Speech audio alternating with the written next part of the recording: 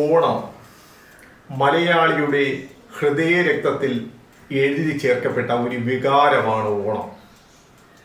നമുക്കറിയാം, ലോകത്ത് ഒരു ഉത്സവത്തിൻ്റെ പേരിൽ ലോകമെമ്പാടുമുള്ള മലയാളികൾ ഒറ്റ ചരടിൽ കോർക്കുന്ന മുത്തുകളായി മാറുന്നത് ഒരേ ഒരു അവസരത്തിൽ മാത്രമേ ഉള്ളൂ.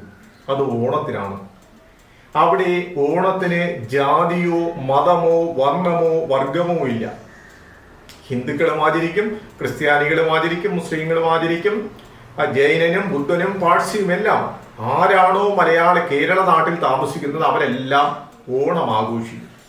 അപ്പൊ നമുക്ക് ഈ ഓണത്തിന്റെ ചരിത്രത്തിലോട്ടൊന്ന് കടന്നു പോകാം. ഒരുപാട് അഭിപ്രായങ്ങളും അഭിപ്രായ വ്യത്യാസങ്ങളും ഉണ്ട്. അത് ചരിത്രത്തിലോട്ട് കടന്നു പോയി കഴിഞ്ഞാൽ ഈ ഓണം ആഘോഷിച്ച് തുടങ്ങിയിട്ട് എത്ര വർഷമായി എന്നൊരു ചോദ്യം ചോദിച്ചു കഴിഞ്ഞാൽ നമുക്ക് പറയാൻ സാധിക്കും. ഇപ്പൊ നമുക്കറിയാം 2025 നമ്മൾ നിൽക്കുന്നത്, ക്രിസ്തു വർഷം 2020. എന്നാലും ഒരു 2025 വർഷത്തെ പഴക്കമെങ്കിലും ഓണത്തിന് ഉണ്ടാകുമെന്ന് നമ്മൾ പ്രതീക്ഷിക്കാം. കാരണം അത്രയും കാലം കൊണ്ട് മലയാളി ഓണം ആഘോഷിക്കുകയാണ്. 2000-ലധികം വർഷത്തിന്റെ വരും. ചരിത്രമൊന്നും നമുക്ക് പരിശോധിക്കാം. ഈ ഓണം എന്ന് പറയുന്നത് പലതരത്തിലുള്ള അഭിപ്രായങ്ങളും അഭിപ്രായ വ്യത്യാസങ്ങളും ഓണം എന്ന ഐതിഹ്യത്തെ കുറിച്ചുണ്ട്.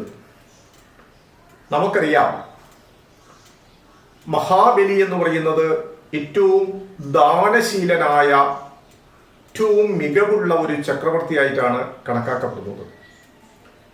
അദ്ദേഹം നമുക്കറിയാം മഹാവിഷ്ണുവിന്റെ ഭക്തനായ, പരമഭക്തനായ പ്രഹ്ലാദന്റെ ചെറുമകനാണ് മഹാബലി. അപ്പൊ നമുക്ക് പറയാം, ഇതിനെക്കുറിച്ച് എവിടെയൊക്കെയാണ് പറയുന്നു എന്ന് ചോദിച്ചു കഴിഞ്ഞാൽ,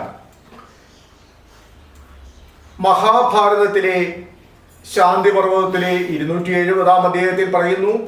രാമായണത്തിലെ ബാലകാണ്ഡത്തിലെ 21 സർഗത്തിൽ പറയുന്നു. മഹാഭാരതത്തിലെ സ്കന്ദപുരാണത്തിൽ പറയുന്നു. ഇതെല്ലാം മഹാബലിയെക്കുറിച്ചും ഓണത്തെക്കുറിച്ചും ഒക്കെ അതിനെക്കുറിച്ചുള്ള വിവരണങ്ങൾ അതിനകത്തെല്ലാം പറയുന്നുണ്ട്. അപ്പൊ അത് നമ്മൾ കാണുന്നത് ഒരു കാര്യം, നീതിമാനായ ഒരു മഹാരാജാവിനെ വാമനൻ പാതാളത്തിലേക്ക് ചവിട്ടിത്താഴ്ത്തി. അതായത് വാമനൻ എന്ന് പറയുന്നത് നമുക്കറിയാം മഹാവിഷ്ണുവിന്റെ 5ാമത്തെ അവതാരമാണ് വാമനാവതാരം. അപ്പൊ എന്തിനാണ് അദ്ദേഹത്തിന് നീതിമാനായ ഒരു വ്യക്തിയെ പാതാളത്തിലേക്ക് ചവിട്ടിത്താഴ്ത്തി എന്ന് ചിന്തിക്കാം.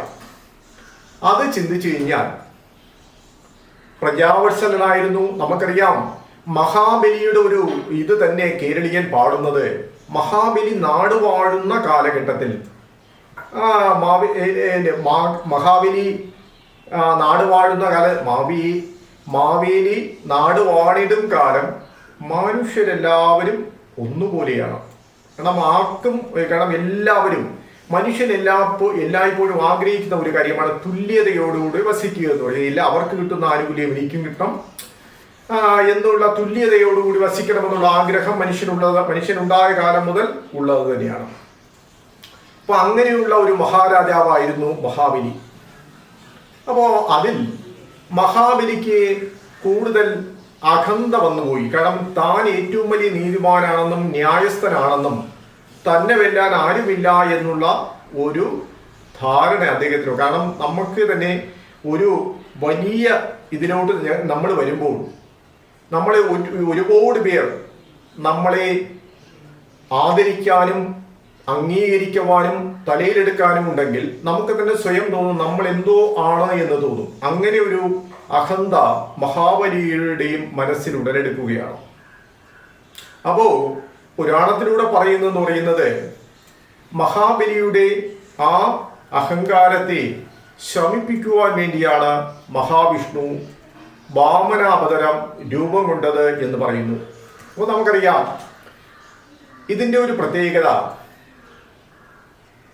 അതായത് വാമനൻ ഇദ്ദേഹത്തിന്റെ യാഗശാലയിലേക്ക് വരികയും യാഗശാലയിൽ വന്ന്, അത് വാമനൻ വരുന്നത് ബ്രാഹ്മണനാണ്. ബ്രാഹ്മണൻ യാഗശാലയിൽ വന്ന് എന്തു ഭിക്ഷ ചോദിച്ചു കഴിഞ്ഞാലും കൊടുക്കണം എന്നുള്ളതാണ് ഒരു സത്യസന്ധമായ നിലപാട്. അപ്പോ മഹാബലിയോട് അദ്ദേഹം ആവശ്യപ്പെട്ടത് 3 അടി മണ്ണാണ്. അത് കൊടുക്കാമെന്ന് പറഞ്ഞു. പക്ഷെ അത് പറഞ്ഞപ്പോൾ തന്നെ അദ്ദേഹത്തിന്റെ ഗുരുവായ ശുക്രാചാര്യന് ഇതിലെന്തോ പന്തികേടും ചതിയും ഉണ്ടെന്ന് മനസ്സിലായി. അപ്പോ മഹാബലിയോട് വിലക്കി, ഇത് കൊടുക്കണ്ട, ഇത് ചതിയിൽപ്പെടുത്തുവാനുള്ള ഒരു ഉപായമാണെന്ന് പറഞ്ഞു. പക്ഷെ മഹാബലി എന്ന് പറയുന്നത് മറ്റൊന്നിനേക്കാളും വാക്കിന്, സത്യസന്ധതയിൽ വലിയ വില കൽപ്പിക്കുന്ന വ്യക്തിത്വത്തിന് ഉടമയായിരുന്നു മഹാബലി. അദ്ദേഹം ഗുരുവിന്റെ വാക്കുകൾ പോലും കേട്ടില്ല. അദ്ദേഹം കിണ്ടിയിൽ ജലമെടുത്തു, വാമനനെ ഇങ്ങനെ ജലം ഒഴിച്ചു കൊടുത്താണ് ദാനമായി കൊടുക്കുന്നത്. അപ്പോൾ എന്ത് ചെയ്തു? ശുക്രാചാര്യർ ഒരു തവളയുടെ വേഷം കൊണ്ട് കിണ്ടിയുടെ കാലിൽ അദ്ദേഹം ഇരിപ്പുറപ്പിച്ചു. വെള്ളം ഇങ്ങനെ ഒഴിച്ചപ്പോൾ വെള്ളം വന്നില്ല. മഹാവിഷ്ണുവിന് കാര്യം മനസ്സിലായി. അദ്ദേഹം ഒരു ദർഭപുല്ലെടുത്ത് ആ കിണ്ടിയുടെ ദ്വാരത്തിൽ കുത്തി. അങ്ങനെ വന്നപ്പോൾ എന്ത് ചെയ്തു? ശുക്രാചാര്യരുടെ ഒരു കണ്ണ് പൊടിഞ്ഞുപോയി. അങ്ങനെ ചെയ്തു, ആ ദാനം ചെയ്തു. ആ ദാനം ചെയ്തപ്പോൾ അദ്ദേഹം എന്ത് ചെയ്തു? ആകാശത്തോളം വളർന്നു. രണ്ടടി കൊണ്ട് ആകാശവും ഭൂമിയും എല്ലാം വളർന്നെടുത്തു. അവസാനമായിട്ട് മൂന്നാമത്തെ അടി വയ്ക്കാൻ സ്ഥലം ചോദിച്ചപ്പോഴാണ് നീതിമാനായ മഹാബലി പറഞ്ഞു, ഹേ മഹാവിഷ്ണു, എനിക്ക് വേറൊന്നുമില്ല, ഇനി എൻ്റെ തല മാത്രമേ ഉള്ളൂ എന്ന് പറഞ്ഞ് അദ്ദേഹം തല കുനിച്ചു കൊടുക്കുകയാണ്. വീണ്ടും അദ്ദേഹം വാമനന്റെ രൂപം കൊണ്ട് ഇദ്ദേഹത്തിന്റെ തലയിൽ ചവിട്ടി അദ്ദേഹത്തിന് ആ മൂന്നാമത്തെ അടി അളന്നെടുക്കുകയാണ്.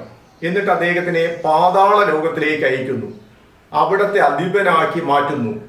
വർഷത്തിലൊരിക്കൽ തൻ്റെ പ്രജകളെ കാണുവാൻ അവസരം നൽകണമെന്ന് അദ്ദേഹം ആവശ്യപ്പെടുകയും അത് മഹാവിഷ്ണു കൊടുക്കുകയും ചെയ്യുന്നു.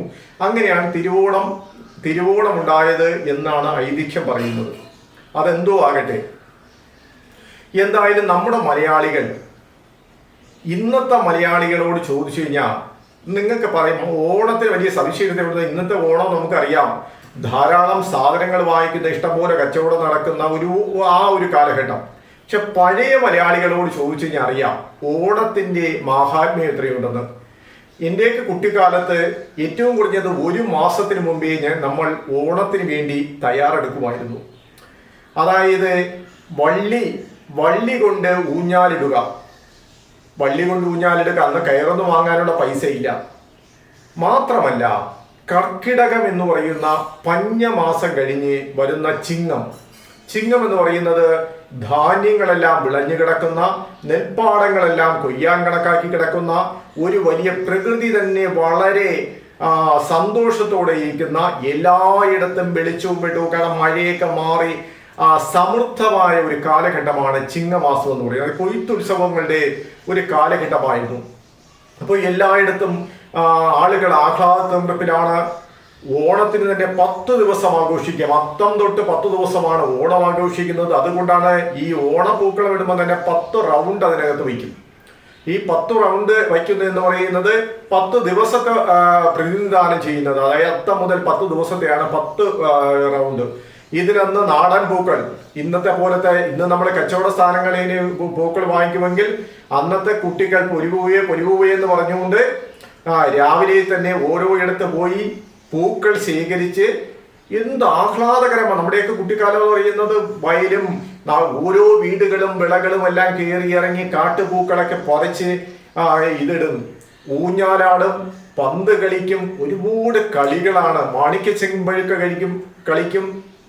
പിന്നെ എന്ന് പറയുന്ന വേറെ ഒരു കാര്യമുണ്ട്.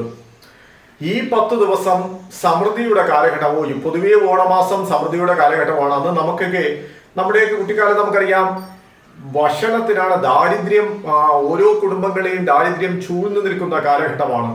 വളരെ കുറച്ച് ആളുകൾക്ക് മാത്രമേ അന്ന് സാമ്പത്തികമായിട്ട് ഇഷ്ടംപോലെ മണ്ണും തറയും കാശും ഒക്കെ ഉള്ളൂ. ബാക്കി ബഹുഭൂരിപക്ഷം ആളുകളും ദാരിദ്ര്യത്തില. ഈ ഓണമാസത്തിലായിരിക്കും അവർ നല്ല സദ്യ ഉണ്ണുന്നത്. ഇന്നത്തെ കുട്ടികൾക്ക് പട്ടിണി എന്താണെന്ന് അറിഞ്ഞുകൂടാ, ദാരിദ്ര്യം എന്താണെന്ന് അറിഞ്ഞുകൂടാ, വിശന്ന് അവരൊരിക്കലും ഇരിക്കാൻ അവസരമുണ്ടായിട്ടില്ല. കാരണം അങ്ങനെ ഒരു അവസരം ഉണ്ടായിട്ടില്ല. പക്ഷെ പഴയ തലമുറ ചോദിച്ചു കഴിഞ്ഞാൽ വിശപ്പും ദാരിദ്ര്യവും എല്ലാം അനുഭവിച്ച് വളരെ കഷ്ടം നിറഞ്ഞ ഒരു കാലഘട്ടത്തിൽ നിന്നും ഈ ചിങ്ങമാസം എന്ന് പറയുന്ന പൊന്നിൻ ചിങ്ങമാസം എന്ന് പറയുന്ന സമൃദ്ധിയിലോട്ട് ഒരു കാലഘട്ടമാണ്. ആ സമൃദ്ധി എന്ന് പറയുന്നത് മലയാളികളെ ഒരുമിപ്പിക്കുന്ന ഏറ്റവും വലിയ വികാരമാണ്. മലയാളി ലോകത്തെവിടെ, അത് റഷ്യയിലായാലും ശരി, അമേരിക്കയിലായാലും ശരി, ഉഗാണ്ടയിലായാലും ശരി, ഗൾഫ് നാടുകളിലായാലും എവിടെയായാലും ശരി, അവർ ഓണം ആഘോഷിച്ചിരിക്കും. കാരണം എന്ന് പറയുന്നത് അവന്റെ രക്തത്തിൽ മലയാളി ഓണമില്ലെങ്കിൽ മലയാളി ഇല്ല. അവന് എവിടെ ഇരുന്ന് കഴിഞ്ഞാലും അവന്റെ ഓണം ആഘോഷിക്കാത്ത ഒരു മലയാളി പോലും ഇല്ല. അത്തപ്പൂക്കളമായാലും ശരി, അത് എല്ലാ ജാതി മതസ്ഥർക്കും നമുക്കറിയാം. ഇപ്പോൾ റംസാൻ ആയാലും ക്രിസ്മസ് ആയാലും ദീപാവലി ആയാലും എല്ലാം ജാതി ഓരോ മതങ്ങളുടെയൊക്കെ ഉത്സവങ്ങളായിട്ട് വരുന്നു. പക്ഷെ പൊതു ഉത്സവം എല്ലാ മതങ്ങളുടെയും എല്ലാ ജാതികളുടെയും എല്ലാ ആൾക്കാരുടെയും ഉത്സവം എന്ന് കിട്ടിയാൽ ഓണമാണ്. അപ്പോൾ ഓണത്തിന് വലിയ സവിശേഷതയാണ്. നമുക്കറിയാം ഓണത്തിന് അത്തപ്പൂക്കളം, ഊഞ്ഞാല് ഇതെല്ലാം നിർബന്ധമാണ്. പായസം, അനേകം പായസം തന്നെ പല കൂട്ടം പായസങ്ങൾ വയ്ക്കും. അതുപോലെ തന്നെ നമ്മൾ ഈ ധാരാളം പൂക്കൾ കൊണ്ടാണ് ഇത് അത്തപ്പൂക്കളം ഇടുന്നത്. തൃക്കാക്കരയപ്പൻ എന്ന് പറയുന്ന ആവിഷ്ണുവാണ്. അപ്പൊ എല്ലാം ഒരു പല ഹൈന്ദവ ഭവനങ്ങളിലും ഒരു വൈഷ്ണവ രീതിയിലുള്ള ഒരു ഉത്സവ ആചാരമായിരിക്കും. കാരണം ഇത് പാവനുമായി ബന്ധപ്പെട്ടതുകൊണ്ട് അങ്ങനെയായിരിക്കും ചെയ്തത്. പക്ഷെ എല്ലാ വീടുകളിലും എല്ലാവരും ഓണം ആഘോഷിക്കും. അപ്പോൾ മലയാളിയെ ഏറ്റവും കൂടുതൽ ജാതിയുടെയോ മതത്തിന്റെയോ വർണ്ണത്തിന്റെയോ വർഗത്തിന്റെയോ അടിസ്ഥാനമില്ലാതെ എല്ലാവരെയും ഒറ്റ ചരടിൽ കോർത്തിണക്കുന്ന ഒരു ഉത്സവമാണ് ഓണം.